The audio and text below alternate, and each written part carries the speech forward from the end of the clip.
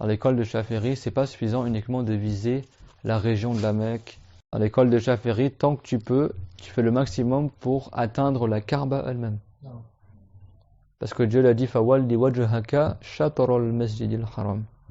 C'est-à-dire, tourne ta face vers la direction de al-masjid al-haram. Al-masjid al-haram, à la base, c'est la Kaaba. C'est bon? Alors après, on peut appeler aussi al-masjid al-haram l'enceinte autour de la Kaaba. La Mecque aussi, on l'appelle al-masjid al-haram. Et également, al-haram al-makki, l'enceinte sacrée de la Mecque, on l'appelle aussi al-masjid al-haram. C'est pour ça que chez les Malikites et les Hanafites, si quelqu'un ne voit pas la Kaaba parce qu'il est loin, c'est suffisant qu'il se dirige vers la Mecque. Pas uniquement la Kaaba. Parce que la Mecque aussi on l'appelle Al-Masjid al-Haram. C'est bon? Eux ils ont interprété comme ça. Ils ont dit Al-Masjid al-Haram dans la Aya. Si t'es devant la Kaaba, ça veut dire la Kaaba. Et si t'es loin de la Kaaba, les Hanafites ils ont dit ça veut dire la région de la Mecque. C'est trop dur quand t'es trop loin de viser juste pile la Kaaba. Alors oui bien sûr, dans l'école de Chaféry aussi c'est pas évident. Mais eux ils disent tu fais le maximum. T'essaies d'être le plus précis possible, c'est ça que ça veut dire. Si t'as aucun moyen d'être précis, si ce n'est que tu sais que t'es juste au nord de la Mecque, bah tu te diriges vers le sud, c'est tout. Mais si tu peux savoir précisément où est-ce qu'est la Qibla, bah tu te diriges obligatoirement, précisément vers la direction de la Qibla. Ça c'est dans l'école de Chaféry. Tu essaies de faire le maximum pour diriger vers la Qibla, c'est-à-dire vers la Kaaba, c'est-à-dire le volume de la Kaaba, pas uniquement la direction de la Mecque. Et donc celui qui voit la Kaaba, bah, c'est obligatoire qu'il prie vers elle, parce qu'il la voit. Il n'a pas demandé, comme certains frères ils m'ont raconté que c'était une fois c'était à la Mecque, à côté de la Kaaba, ils ont dit c'est où la direction pour la prière. C'est à quel point l'ignorance pour certaines personnes. Bah, tu vois la Kaaba, tu peux pas demander aux gens c'est où la direction, dans le sens que ensuite tu demandes si tu sais pas que c'est la Kaaba vers laquelle il faut prier. Après c'est un devoir d'apprendre la religion, mais dans le sens que si la Kaaba tu peux la voir, c'est pas valable que tu pries uniquement sur l'indication de quelqu'un qui t'indique la direction. C'est toi qui dois voir pour toi-même la direction. Ça dans le cas où tu vois la Kaaba. Parce que tu es capable de voir la Kaaba sans faire d'effort et la Kaaba est devant toi. Bah tu vas pas dire tu peux m'indiquer c'est où, comment je prie vers quelle direction. La Kaaba est devant toi, tu pries vers la Kaaba. C'est clair? Et celui qui ne peut pas voir la Kaaba, ou qui la voit pas en tout cas, et ben dans ce cas-là, il demande à quelqu'un qui la voit, est-ce qu'il peut lui indiquer, et si personne ne la voit, parce qu'ils sont trop loin par exemple, dans ce cas-là, il fait ce qu'on appelle un effort de recherche pour pouvoir trouver la direction de la Qibla, ce qui va diriger plus vers le nord ou vers le sud, ça dépend là où il est, en fonction de la situation. Puis après, il prie en direction qu'il a trouvée, la direction qu'il a trouvée. Et ce n'est pas valable de prier s'il n'a pas fait face à la Qibla. Parce que Dieu nous a ordonné de faire face à la Qibla. C'est clair? Donc faire attention, c'est pas comme dans certains pays comme aux États-Unis par exemple, où il y a des gens, ils ont soi-disant prétendu que si tu fais le tour de la terre, soi-disant, le chemin il est plus court que si tu fais directement en direction de la Qibla. Donc au lieu de prier, beaucoup de salles de prière aux États-Unis, au lieu de prier vers le sud, sud-est, ce qui est logique, parce qu'ils sont au nord-ouest de la Kaaba, eux ils prient vers le nord. Parce qu'ils disent soi-disant, ça fait le tour de la terre et ça va plus vite vers la Qibla que si tu faisais directement comme ça. C'est n'importe quoi, c'est n'importe quoi. Ils prient dans totalement la direction opposée. Et ça, c'est le propre de ceux qui n'ont pas appris la religion. Parce que la Kaaba, il n'y a pas de tu fais le tour, je sais pas quoi, la Kaaba elle est au centre de la terre. Et ceux qui sont là, ceux qui sont au nord, ils prient vers le sud, ceux qui sont au sud, ils prient vers le nord, etc. C'est ça le sujet. Eux, quand ils vont au Hajj, ils vont comment ils prennent l'avion vers l'Alaska ou ils prennent l'avion vers l'autre côté? Ça, c'est l'ignorance, subhanallah. Donc, il y a juste un sujet important que je voulais vous faire vous expliquer plus précisément pour la Qibla. Donc comme on a dit, on a déjà expliqué comment tu te mets face à la qibla, n'est-ce pas? Maintenant, la personne, c'est pas comme elle veut, la direction, tantôt elle va demander à quelqu'un, tantôt elle va regarder, etc. Il y a plusieurs étapes pour savoir la qibla. La première, c'est ce qu'on appelle un ilm, c'est-à-dire par science. C'est-à-dire qu'il a le savoir, la connaissance exacte que la qibla est là. C'est bon? C'est ce qu'on appelle en arabe al-ilm. Al-ilm en arabe, c'est-à-dire al-yaqin, la certitude. C'est bon? Si quelqu'un, il est sûr de la direction de la qibla, il va pas demander à quelqu'un d'autre. Donc le seul moyen d'être sûr à la base, c'est quoi? C'est de voir la Kaaba. C'est bon? Si quelqu'un a la Kaaba devant lui, c'est un devoir que lui-même il regarde et il prie en action de la Kaaba. C'est-à-dire que lui-même, il fait en sorte de voir où est-ce qu'est la qibla et il ne demande pas à quelqu'un d'autre de lui indiquer, etc. Parce que là, il connaît la qibla par science. C'est bon? Également, les endroits où le prophète il a prié, comme à Médine, etc. Les endroits où c'est sûr que le prophète il a pris dans cette direction-là, là, tu es sûr également que t'as pas le droit de remettre en question ça parce que le prophète ne se trompe pas dans la religion. C'est bon, et si tous les musulmans sont unanimes que le prophète a prié comme ça, c'est que forcément c'est que c'est vrai. C'est clair? Donc ça, c'est quand tu connais la qibla avec science. C'est bon, à la base, c'est que tu la vois. Alors, si quelqu'un, par exemple, il est sur le toit de l'immeuble, il voit la Kaaba. Mais celui qui est au rez-de-chaussée, il voit pas la Kaaba parce qu'il y a les immeubles, etc. Donc celui qui est en bas, on dit que lui, il voit pas la Kaaba. Donc lui, il peut pas être sûr de prier dans la bonne direction. Alors, est-ce qu'il doit, lui, en revanche, on va dire devra monter, par exemple, est-ce qu'il doit monter, par exemple, en haut de l'immeuble pour voir la Kaaba? Parce que là, il peut monter en haut de l'immeuble et voir la Kaaba. C'est pas une condition. C'est bon? C'est pas une condition. C'est-à-dire que lui, il a le droit, s'il veut, demander directement à la personne qui est en haut de l'immeuble qu'il indique d'en haut vers quelle direction il prie. Donc ça, c'est le deuxième niveau. C'est-à-dire que là, il connaît pas la qibla avec science. Elle est où la Kaaba, il le sait pas avec certitude. Mais il le sait par l'information d'une personne digne de confiance. Qu'on appelle thirqa ou radal. Thirqa ou radal, le thirqa ou le radal, celui qui est juste ou celui qui est digne de confiance, c'est celui qui fait pas des grands péchés. Comme par exemple, il fait la prière, pas quelqu'un qui boit de l'alcool, qui délaisse la prière, qui jeûne pas, qui mange du porc, qui mange du gaz horaire, qui apprend pas la religion, qui connaît pas le minimum que chaque musulman doit savoir. Non, lui, c'est quelqu'un qui a un comportement de bienséance, et c'est pas quelqu'un qui passe son temps à plaisanter pour rien du tout. Voilà, c'est quelqu'un qui est bienséant, qui est digne de confiance.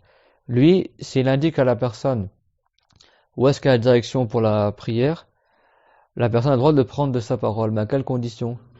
D'un, que celui qui l'informe est digne de confiance. C'est bon? Et deux, que celui qui l'informe, il l'informe à partir d'une certitude, c'est-à-dire de ce qu'on a dit tout à l'heure, al-ilm. C'est-à-dire que c'est obligatoire, quoi. Celui qui l'informe, il voit la Kaaba. C'est clair? Il voit la Kaaba. C'est pas quelqu'un à Paris, par exemple, si quelqu'un vient chez moi, ou chez quelqu'un parmi vous, même si l'un d'entre vous est digne de confiance, s'il vient chez toi pour faire la prière, la personne, toi, tu vois pas la Kaaba. Donc même si tu dis à la personne, tu pries dans cette direction-là, oui, mais toi, t'as pas la certitude que c'est la direction exacte, parce que tu vois pas la Kaaba. Donc on peut pas prendre de ta parole pour se fier pour la prière, pour la direction. Pourquoi? Parce que c'est une condition que celui qui t'informe de la direction de la qibla, il la connaisse, c'est-à-dire par certitude. Et la certitude ici, ça veut dire le fait qu'il voit la Kaaba. C'est bon? Donc si quelqu'un ne voit pas la Kaaba, qu'est-ce qu'il fait? Il demande à quelqu'un digne de confiance qui lui indique aller où la direction. C'est bon? Est-ce qu'il fait un effort de recherche? Non. Pourquoi? Il va pas essayer de faire un effort de recherche, alors quelqu'un peut lui dire directement aller où la qibla. C'est clair? Donc ça, ces niveaux-là, il y en a 4. Là, on arrive au deuxième. La règle qui régit tout cela, c'est que tu n'as pas le droit de passer au niveau suivant tant que tu es capable de faire le niveau précédent. C'est-à-dire que c'est uniquement quand tu es incapable de faire ça, tu passes à l'étape suivante. Si tu es incapable de voir la Kaaba, tu demandes à quelqu'un digne de confiance. Si tu trouves pas quelqu'un digne de confiance qui t'informe avec science, dans ce cas-là, tu fais ce qu'on appelle un ijtihad, c'est-à-dire un effort de recherche. C'est bon? L'effort de recherche, c'est la troisième étape. Il se fait avec les éléments naturels, comme par exemple le soleil. Par exemple, toi, tu as vu l'étoile dans la nuit, l'étoile polaire, donc tu en as déduit que tu es au nord de la Mecque. Et du coup, tu regardes la journée le soleil, où est-ce qu'il se lève, où est-ce qu'il se couche. Imaginons que l'étoile polaire, tu as oublié où est-ce qu'elle était, par exemple, je sais pas. Et donc là, avec le soleil, tu regardes le soleil se lève ici, se couche là-bas. Ah, donc là, c'est le sud. Et là-bas, c'est le nord. D'accord? Ou par exemple, s'il a repéré l'étoile polaire durant la nuit et qu'il a marqué sa direction, et ben quand il a prié, il va mettre l'étoile dans son dos et prier à l'opposé de l'étoile. Ça, c'est dans le cas où il n'a pas plus de détails que ça pour trouver la Kaaba. C'est pas, par exemple, il a le degré de la boussole ou le GPS, tout ça. On parle pas de ça. On parle de quelqu'un qui, lui, tout ce qu'il sait, c'est que le nord de la Mecque, par exemple. C'est clair, ou par exemple, il sait qu'il est au nord-est de la Mecque ou au nord-ouest de la Mecque. Et ben dans ce cas-là, il va se diriger sud-est. Donc par exemple, il se met plein sud, après il tourne un peu vers la gauche pour être sud-est, par exemple, comme on fait en France, par exemple. Voilà, même si c'est approximatif, s'il n'a pas plus d'éléments que cela pour trouver la Kaaba, ben c'est suffisant. Sa prière, elle reste valable. Pourquoi? Parce que lui, ni il voit la Kaaba, donc il n'a pas la certitude de la Qibla, ni il y a quelqu'un qui l'informe avec science, c'est-à-dire quelqu'un qui voit la Kaaba et qui lui dit où est-ce qu'elle est la Qibla. Et donc là, il a fait l'ijtihad, c'est bon? Vous avez compris, c'est quoi celui qui t'informe avec science? Ça veut dire que quelqu'un, ça en général, on l'imagine comment? Toi, tu es en bas d'une montagne, quelqu'un il est en haut de la montagne. Par exemple, Abu Qubays, à, à l'époque du prophète alayhi salam, on pouvait voir la Kaaba de cette montagne-là. Aujourd'hui, ça a changé parce qu'il y a des bâtiments de ça, mais à l'époque, tu pouvais voir. Bah, quelqu'un il est en haut, l'autre il est en bas, et il te dit, vas-y, tourne-toi plus vers la gauche, plus vers la droite. Celui qui est en haut, il est informe parce que celui qui est en haut, il voit la Kaaba, celui qui est en bas, il voit pas, par exemple. Là, c'est valable, à condition que celui qui l'informe est digne de confiance. Mais si ni toi, ni celui qui t'informe, il sait la Qibla avec science, c'est-à-dire qu'il voit la Kaaba, bah, l'un il prend pas l'avis de l'autre. C'est clair? Et dans l'étape des gens qui t'informent, il y a aussi les mosquées qui sont anciennes, les anciennes mosquées qui ont plus de 300 ans environ. Et dedans les mosquées, il y a ce qu'on appelle le mihrab, cette cavité qu'il y a dans le mur de la mosquée, qui est en direction de la Qibla. Alors ça, tout seul comme ça, c'est pas suffisant à la base. Quand tu rentres dans une mosquée, normalement tu vérifies, les mosquées en France sont pas anciennes. Mais les anciennes mosquées comme à Cordoue, Cordoba, tu vois, les mosquées que les compagnons ont construites, ou les vieilles mosquées au Maroc, en Tunisie, et que les savants, au fil des époques, tous les savants qui sont rentrés dedans, ont tous été d'accord que c'était la bonne direction. Parce que des fois, il y a des vieilles mosquées au Maroc ou en Égypte ou autre, ou à Damas aussi, en Syrie, comme la mosquée des Omeyyades par exemple, où elle est mal dirigée. Et ça, les savants, comme As-Subki par exemple, il y a 700 ans, il avait déjà dit dans ses livres que la mosquée elle est mal dirigée. Donc là, ça, c'est pas des mosquées anciennes qu'on prend en considération pour la prière. Mais si c'est une ancienne mosquée où tous les savants ont été d'accord qu'elle est bien dirigée, la mosquée, et ben, au fil des siècles, les savants, ils ont fait des allées et venues dans la mosquée. Et aucun, au fil des époques, il a dit qu'elle était mal dirigée, la mosquée, bah, t'as le droit de prendre le mihrab de cette mosquée-là comme un indicateur pour la Qibla. Nous, en France, avant, on prenait en référence les mosquées en Andalousie ou à Cordoue et on faisait un effort de recherche se basant sur comment sont dirigées les mosquées en Espagne. Parce que c'était construit par les compagnons ou par les gens de science et au fil des époques, aucun n'a contrôlé ces directions. Mais si une mosquée, elle est ancienne et que cette mosquée-là, elle est mal dirigée, tu peux être sûr que les savants, depuis des siècles, ils en ont parlé dans leurs livres.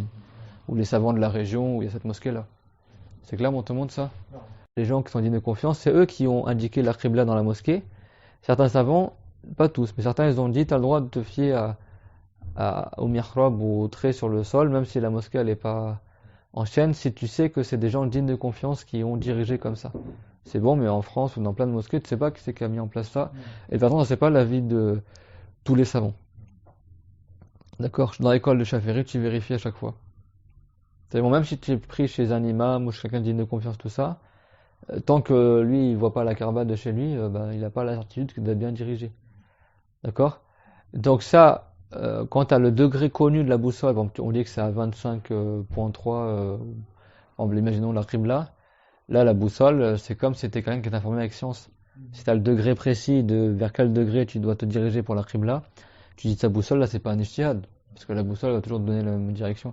Si elle est vérifiée avec l'étoile polaire, ou vérifiée de manière que tu es sûr qu'elle indique le nord, et après à partir du nord, tu cherches le degré précis de la Mecque que tu as eu par des gens dignes de confiance, qui t'ont dit que la Mecque elle a tel degré par exemple, et ben là quand tu fais avec la boussole, ça c'est dans le niveau de l'informateur avec science, al-mukhbir an ilm, celui qui t'informe à partir d'une science. La boussole c'était connu chez les musulmans, avant ils l'appelaient Baytul Ibra, la maison de l'aiguille. C'est très ancien, d'accord? Et donc ça c'est pas un ijtihad, c'est considéré comme quelqu'un qui t'informe de la direction. Là, on parle dans le cas où tu sais le degré sur lequel tu dois régler ta boussole pour trouver la qibla. C'est bon? Et que toi tu regardes, ou que moi je regarde, tout le monde ferait la même chose parce que c'est c'est comme quelqu'un qui t'indique avec science. C'est bon? Donc on reprend. Là pour l'instant on est arrivé dans les 3 premières étapes. La première c'est quoi? Connaître la direction avec certitude, avec science, qu'on appelle la ilm. Ça c'est quoi quand tu vois la Kaaba. C'est bon? À la base c'est ça. Si tu vois pas la Kaaba, tu demandes à quelqu'un digne de confiance qui t'indique la direction, à condition que cette personne-là qui t'indique, il voit lui la Kaaba. C'est bon? Ou alors c'est la boussole, et tu connais le degré précis de la boussole. Ou alors c'est une mosquée ancienne, où il y a des mihrabs dedans qui t'indiquent la direction de la Qibla, et cette mosquée-là, au fil des époques, elle a des siècles, 400 ans par exemple, et les savants, ils ont tous été d'accord qu'elle est bien dirigée. Ça également, c'est comme si quelqu'un est informé avec science où est-ce qu'est la Qibla et qu'il y a des lignes de confiance. C'est bon? Si tout ça t'as pas trouvé, comme c'est le cas en France en général, eh ben, si t'as pas de boussole, tout ça, on fait ce qu'on appelle un ijtihad. L'ijtihad, on en a parlé juste avant tout à l'heure. L'ijtihad, c'est que tu te bases sur des éléments naturels, des éléments géographiques ou des reliefs, tout comme ça. Par exemple, si quelqu'un, il est dans le sud de la France et il voit les Pyrénées. Les Pyrénées, c'est connu que c'est en direction du sud. Donc si lui, il a déduit par étoile polaire, tout ça, qu'il est au nord de la Mecque, donc il sait qu'il devra prier en direction du sud. Bah, s'il habite en face des Pyrénées, il sait que moi j'habitais avant dans une ville proche des Pyrénées. De chez moi, je voyais les Pyrénées. Donc quand je faisais la prière, je savais qu'au minimum, il faut que je sois dirigé grosso modo vers les montagnes des Pyrénées. Parce qu'elles sont dirigées vers le sud. C'est bon? Ceux qui sont en Suisse au bord du lac Léman, eh ben, le lac Léman aussi, il est dans... quand tu fais la prière, le lac Léman, il est un peu dans ta direction, quoi. C'est bon, ça dépend parce que tu es autour du lac Léman. Mais si quelqu'un, il est au lac Léman vers le nord, yani, nord-ouest, bah, il sait que le lac Léman, il va se diriger plus ou moins vers lui, quoi. Des villes comme Lausanne, par exemple, quand tu fais la prière, le lac Léman, si je me trompe pas, il est un peu sur ta droite. C'est bon? Donc ça, c'est des points géographiques, c'est plus ou moins comment prier, yani. C'est clair, bon, sauf que le lac Léman, là, ça trompe un peu parce que comme c'est rond, ça dépend où est-ce que tu es. D'accord? Dans quelle ville autour du lac Léman tu es. Mais par exemple, pour les montagnes, les Alpes et tout ça, ça peut être également, c'est vrai que dans France, il y a le Mistral, il y a la Tramontane, il y a des vents qui soufflent du nord vers le sud, et des vents qui soufflent du sud vers le nord.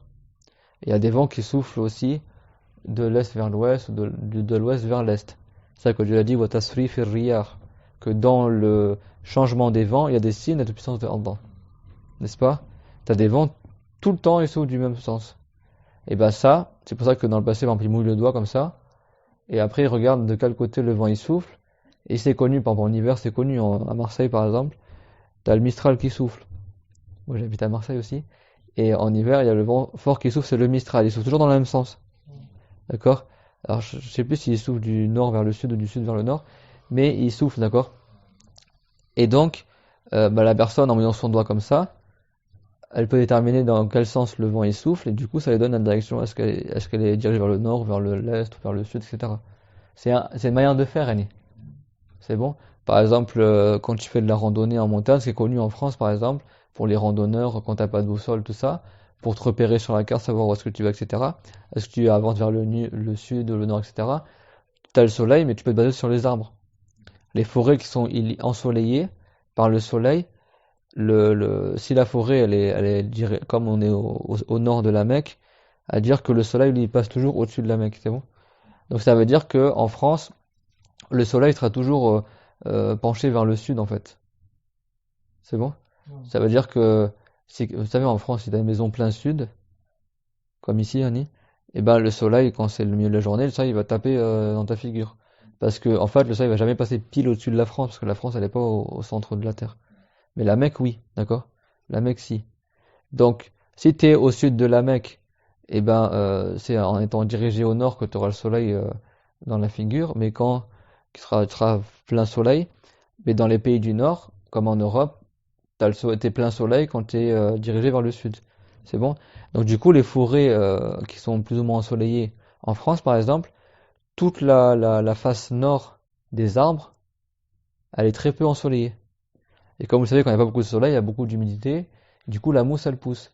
Et du coup, parmi les stratégies pour retrouver le nord quand tu es en forêt, mais pas une forêt dense où il n'y a pas de soleil qui rentre, hein, mais où des arbres ils sont ensoleillés, bah, tu vois la partie où il y a le plus de mousse sur l'arbre, c'est la partie qui est en direction du nord. Et la partie où il y a moins de mousse, c'est la partie en direction du sud. C'est ça qu'on appelle le ijtihad.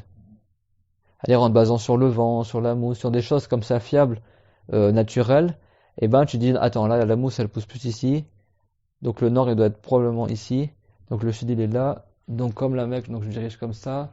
C'est comme ça qu'il va faire. Il réfléchit sur les... Alors là vous comprenez bien que c'est simplement une présomption, c'est pas certain qu'il est pile en direction de la Kaaba. Mais comme il n'a pas d'autres éléments plus fiables et plus précis que cela, et ben c'est suffisant pour que sa prière soit valable. Et ça c'est dans le cas où ni il peut voir la Kaaba, ni il y a des anciennes mosquées, ni il a de boussole, ni quelqu'un qui lui indique la Qibla, là, dans ce cas-là il fait l'ijtihad. Donc c'est possible que moi je trouve comme ça, toi tu trouves comme ça, chacun est pris en fonction de ce qu'il a trouvé. Donc si on n'a pas trouvé la même direction, on ne peut pas prier ensemble en assemblée. Chacun est fait en fonction de sa croyance, comment il a trouvé. Et on ne prend pas de l'ijtihad de l'autre. C'est pas moi qui cherche par exemple et tout le monde est prêt comme moi après. Non, chacun d'entre nous il va chercher parce que chacun il doit avoir sa présomption et son opinion sur la karma qu'il a trouvée, la direction qu'il a trouvée. C'est bon. Et malgré ça la prière reste valable parce qu'il n'a pas pu faire plus que cela. C'est bon. Le prophète salam il a dit alayhi salatu wassalam ma amartukum bihi fa'tu minhu mastata'tum. Ce que je vous ai ordonné de faire, alors faites-le de ce que vous pouvez. Ici, vous ne pouvez pas faire plus. C'est bon, tout le monde? Non. Maintenant, quelqu'un pourrait demander, mais si quelqu'un il est incapable de faire l'ijtihad, qu'est-ce qu'il fait? C'est un enfant, il est petit encore, mais il a la distinction. Il a 7 ans, bon, il commence à faire la prière. Lui, comment il va faire son ijtihad? Imaginons, il est en vacances sur une aire d'autoroute avec ses parents, il doit faire un ijtihad pour trouver la prière. Le père, il le fait, la mère, elle le fait, et lui, il est petit, il sait pas comment faire. Et ben, ou quelqu'un, il est aveugle, par exemple. Et bien là, comment on fait? On passe à la dernière étape, qui est la 4e étape, qui est que quelqu'un digne de confiance t'indique où est-ce qu'est la direction. Même si la personne digne de confiance, il ne l'a pas trouvé par science. C'est bon? C'est-à-dire que le père qui a fait l'ijtihad, il peut dire à son fils, c'est comme ça la direction. C'est bon? Parce que là, la personne, elle peut ni trouver quelqu'un, ni elle voit la Kaaba, ni elle trouve quelqu'un qui l'informe avec science, ni elle est capable de faire l'ijtihad. Quelqu'un qui est aveugle, par exemple. Dans ce cas-là, tu prends la parole de quelqu'un digne de confiance. C'est pour ça que les savants, ils ont dit qu'on a le droit de prendre de la parole des gens dignes de confiance pour se diriger pour la prière, si elle t'informe avec science, et que toi, tu es dans cette étape-là, tu peux pas la voir. Ou alors dans la dernière étape, qui est quand tu n'es pas capable de voir la Kaaba, ni de trouver quelqu'un qui t'informe avec science, ni de faire un ijtihad, là tu prends une parole digne de confiance, une personne digne de confiance. C'est bon? Mais la personne digne de confiance, si elle t'informe juste elle t'informe parce elle pense que la direction est là, mais sa pensée est fondée sur des preuves tangibles comme un ijtihad, cette personne-là, tu ne prends de sa parole que si toi tu es incapable de faire l'ijtihad. Comme quelqu'un qui est aveugle, ou quelqu'un qui est trop petit encore, un enfant, il ne sait pas encore se débrouiller avec les étoiles, le soleil, etc. Mais quelqu'un qui est apte à faire l'ijtihad, en aucun cas il prend la parole de la personne digne de confiance, qui elle, sa parole n'est pas fondée sur le fait qu'il voit la Kaaba. C'est clair, tout le monde? Donc on reprend les 4 étapes. La première, c'est quoi? Et c'est avec certitude. Et ça avec certitude. Comment est-ce avec certitude? Il voit la Kaaba, c'est bon? La deuxième? Prend l'information de quelqu'un qui voit la Kaaba. Il prend l'information de quelqu'un qui voit la Kaaba et qui connaît avec certitude la direction de la Qibla avec science.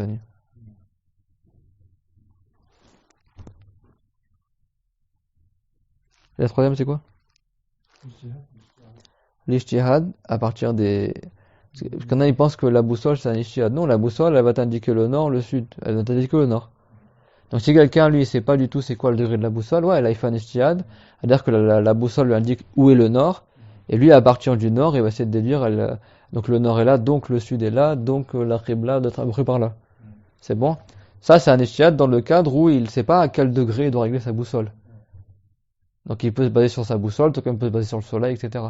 Mais le fait de régler ta boussole, par exemple, tu sais que la Qibla c'est 25,6 par exemple, 25,6, tu tournes ta boussole pour être sur 25,6, là c'est pas un ijtihad, c'est comme si la boussole, comme si quelqu'un digne de confiance te disait la Qibla elle est là. C'est bon? Donc ça c'est dans la deuxième étape. L'étape de celui qui t'informe avec science. Après il y a quoi? L'ijtihad, l'effort de recherche, et dernière étape c'est tu prends la parole digne de confiance de quelqu'un digne de confiance si tu es incapable de faire l'ijtihad. C'est bon? Alors aujourd'hui, maintenant, il y a des applications sur téléphone ou autre qui s'est basé sur le GPS. C'est bon? Le GPS cite les coordonnées précises de la Qibla, de la Kaaba sont enregistrées dans le GPS, de sorte que le GPS, il se trompe pas, yani. Là, les savants, ils ont dit que c'est devenu comme si tu voyais la Kaaba. Notre cher, rahimahullah, lui ont posé la question. Il a dit Sarak al-Riyan. Il a dit mais qu'est-ce qu'ils ont fait les frères? Ils sont partis, c'était à l'époque, bon, c'était il y a plus de 10 ans, hein. Il n'y avait pas encore les trucs avec les téléphones, tout ça. Mais il y avait les petits GPS, là, les boîtiers extérieurs. Ils sont allés carrément à la Mecque, ils ont enregistré dans le boîtier GPS les 4 points de la Kaaba, leurs coordonnées géographiques sur satellite, hein. Et après, avec l'ordinateur, ils ont fait une croix, ils ont fait converger les 4 points de la Kaaba pour avoir le centre pile de la Kaaba. Et ils ont fait ça quand ils étaient devant la Kaaba, pour vraiment vérifier sur place que c'est bon ou pas. Après, ils ont gardé les coordonnées de ce point-là qu'ils ont enregistré eux-mêmes sur place. Après, ils sont allés à Cordoue, ils sont allés à la mosquée du prophète, ils sont allés dans des endroits où c'est connu, où la Qibla elle est correcte. Et ils trouvaient au degré près, c'est toujours la bonne chose. Et ils ont fait comme ça à plusieurs endroits, mais en allant à chaque fois sur place, c'est pas sur Google Maps. Et du coup, ils ont raconté ça à notre cher, rahimahullah. Et il a dit, est-ce que c'est possible que ça se trompe, le GPS? Ils ont dit non. Et le cher, il a dit, Sarak al-Riyan. Il a dit, ça ressemble à comme si tu voyais directement la Qibla. Donc, ça veut dire que si quelqu'un, il a le moyen de trouver la Qibla avec le GPS, il n'a pas besoin de faire d'ijtihad ni de demander à quelqu'un. Il peut se baser directement sur le GPS. Donc, c'est pour ça que Dieu l'a dit, فَوَلِّ وَجْهَكَ شَطْرَ الْمَسْجِدِ الْحَرَامِ. وآخر دعوانا أن الحمد لله رب العالمين وصلى الله على محمد وعلى آله وصحبه وسلم. الله يا الله يا الله يا الله يا ذا الجلال والإكرام يا ذا الجلال والإكرام يا ذا الجلال والإكرام. ربنا آتنا في الدنيا حسنة وفي الآخرة حسنة وقنا عذاب النار. ربنا لا تزغ قلوبنا بعد إذ هديتنا وهب لنا من لدنك رحمة إنك أنت الوهاب.